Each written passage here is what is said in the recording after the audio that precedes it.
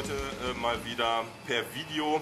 Wir sind beim Thrashfest in Hannover mit Vertretern der Band Suicidal Angel, Death Angel und Exodus.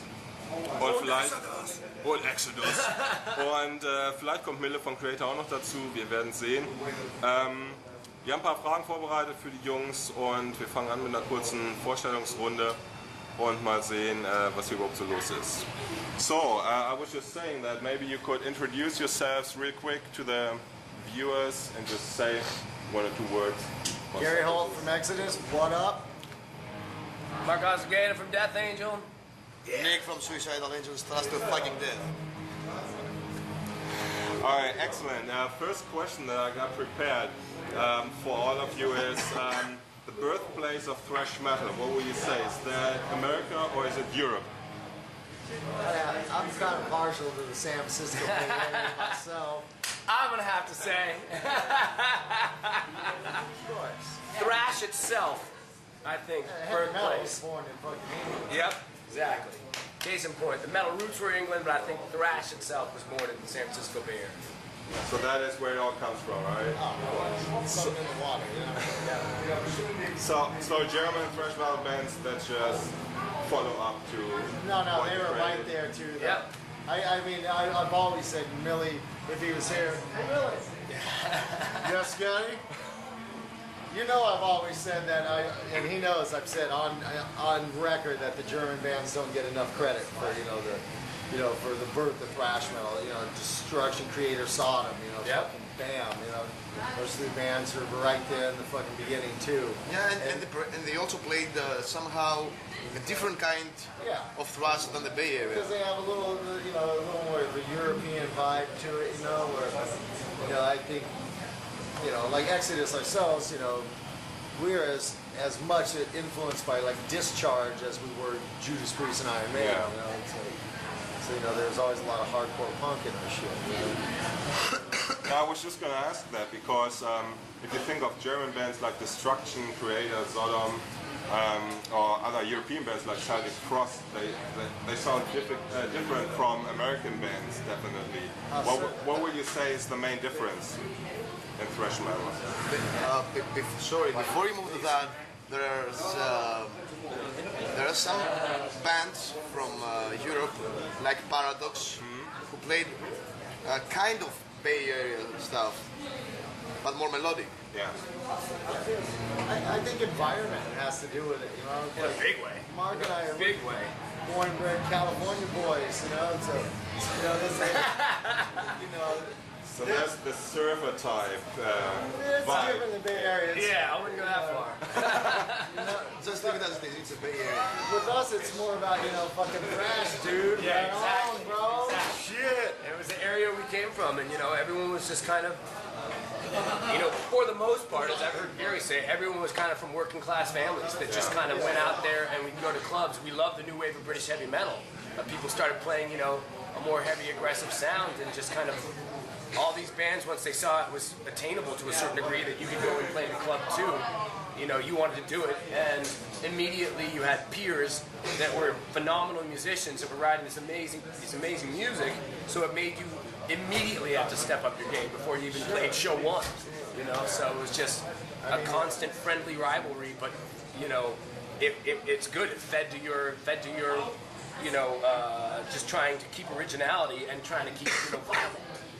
Absolutely, yeah. I actually, in one of those online encyclopedias about heavy metal and thrash metal, they wrote that Exodus was actually the first thrash metal band ever. Sure. Hey, man. It's hard to say. I remember the first time I ever met It's a neck and Metallica was the first time we ever played together.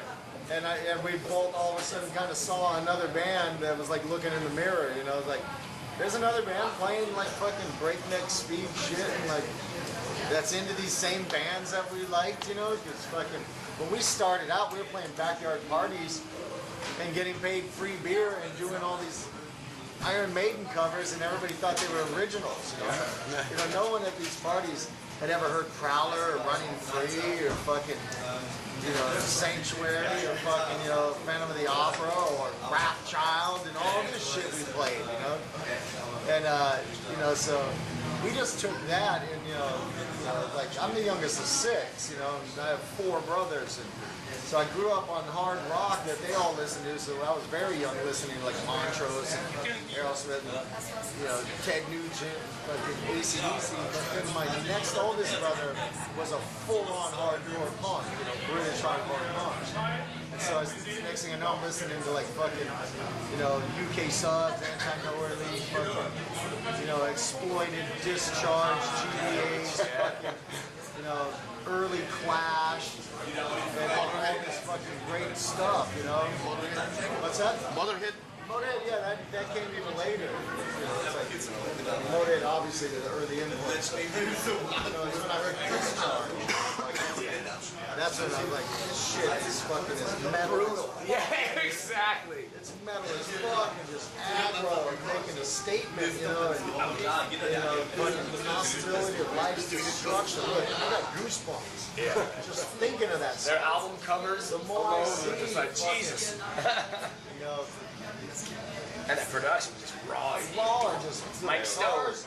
The guitars are just fucking just withering, just maelstrom. Just fucking all that is fucking heaven. And, Venom, black metal. Yeah, that was raw. That was raw. That's fucking, Yep. it's idle material. Lay down your souls for the God rock and roll. Fuck yeah, and I did, and I always do. Were any of those bands an influence for Suicidal Angel as well, or did you just like listen to the old thrash metal stuff and then when you like started the band, or did you also listen to all those hardcore punk stuff? Because I mean, there's like 20 years between. For these guys, Discharge and DB8 and all these bands had been actually the most extreme thing that they could listen at that period. Am I right? Damn funny, damn rock. Skip Bayless. See, Dead boy. for us, for me actually, and for us, generally, we had more extreme stuff to listen to. Yeah. But from all these, you choose what you wanted here. And all these bands, Exodus, Creator, Death Angel, Slayer, Metallica, and all these bands that we were founding from friends and stuff like that, of course influenced us and gave us the motive to play music.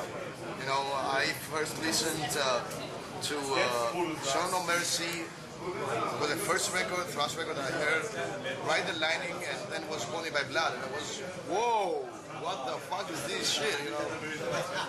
I wanted to play like that. I liked all this energy. I was listening to Iron Maiden, Judas Priest, Blind Guardian, and everything, but I liked the speed, all the speed and aggression.